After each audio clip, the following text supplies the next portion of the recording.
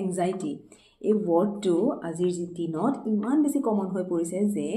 ষ্টুডেণ্টেই হওক ৱৰ্কিং প্ৰফেশ্যনেলেই হওক বা এগৰাকী হোম মেকাৰেই হওক প্ৰতিটো এজ গ্ৰুপৰ মাজৰ পৰাই এই শব্দটো শুনিবলৈ পাওঁ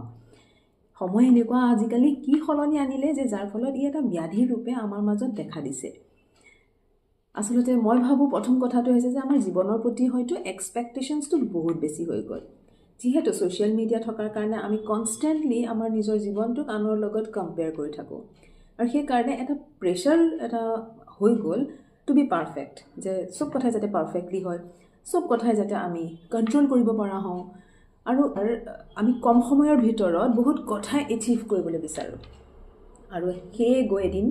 এংজাইটিলৈ ক্ৰিয়েট হয় তাৰপাছত আন এটা কথা ভাবোঁ যে আমাৰ ইনফৰ্মেশ্যন অ'ভাৰলোডেড আজিৰ দিনত পুৱাৰ পৰা ৰাতিলৈকে আমাৰ মাইণ্ডে বহুত ইনফৰ্মেশ্যন প্ৰচেছ কৰিব লগা হয় কিন্তু মাইণ্ড এনেধৰণে ডিজাইন হোৱা নাই যে ইমান ইনফৰ্মেশ্যন মাইণ্ডে প্ৰচেছ কৰিব পাৰিব তাৰ ফলতে মাইণ্ডটো গৈ এটা এক্টিভ ষ্টেটত থাকে আৰু ইয়ে নি পাছলৈ এংজাইটি ক্ৰিয়েট কৰে তাৰপৰা আন এটা ৰিজন বুলি ভাবোঁ যে ইম'শ্যনেল ইমবেলেঞ্চ যে আমাৰ ইম'শ্যনছখিনিক কেনেধৰণে আমি হেণ্ডেল কৰিব লাগে সেই কথাখিনিতো আমি কেতিয়াও ক'তো শিকা নাই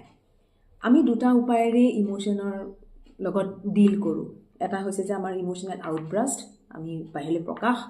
আৰু দ্বিতীয়টো হৈছে আমাৰ ছাপ্ৰেশ্যন যে আমি হেঁচা মাৰি ভিতৰতে সোমাই থওঁ দুইটা কথাই আমাৰ কাৰণে অপকাৰী যিহেতু দুইটা কথাৰ পৰাই আমাৰ শৰীৰত ষ্ট্ৰেছ হৰম'নছ ৰিলিজ হয় আৰু এই শৰীৰৰ কাৰণে একেবাৰে অপকাৰী আন এটা কাৰণ হৈছে যে অনিশ্চয়তাৰ প্ৰতি থকা আমাৰ ভয় যে আগলৈ কি হ'ব যদি কথাবোৰ বেয়া হৈ যায় যদি কথাবোৰ মই ভাবা ধৰণে নহয় গতিকে আমি কনষ্টেণ্ট এটা ৱৰি ছিটুৱেশ্যনত থাকোঁ আৰু যাৰ ফলতে আচলতে আমি এংজাইটিৰ মাজলৈ সোমাই গৈ থাকোঁ গতিকে এংজাইটি আচলতে কেতিয়াও আমাৰ কাৰণে শত্ৰু নহয় ই সদায় এইটো কথা আমাক বুজাবলৈ বিচাৰে এটা ইংগিত দিয়ে মন আৰু আমাৰ শৰীৰ দুইটাকে আচলতে এটা কেয়াৰৰ প্ৰয়োজন হৈছে কিবা এটা কথাৰ ওপৰত আমি আচলতে এটেনশ্যনটো দিয়াৰ প্ৰয়োজন হৈছে আৰু আমাৰ ইম'শ্যনেল বেলেঞ্চৰ প্ৰয়োজন হৈছে সেইকাৰণে আচলতে প্ৰতিদিনেই আমি নিজকে অকণমান সময় দিব লাগে আৰু অকণমান সময় দি চাব লাগে যে আমাৰ চিন্তাবোৰ কোন দিশে গৈ আছে আমাৰ ইম'শ্যনছবোৰ আমাৰ কেনেকুৱা সেইখিনিৰ প্ৰতি যদি আমি সজাগ নহওঁ তেনেহ'লে আমি কেতিয়াও আমাৰ চিন্তাবোৰক এটা নতুন দিশ দিব নোৱাৰিম গতিকে নিজৰ লগত অকণমান সময় দিয়াৰ চেষ্টা কৰক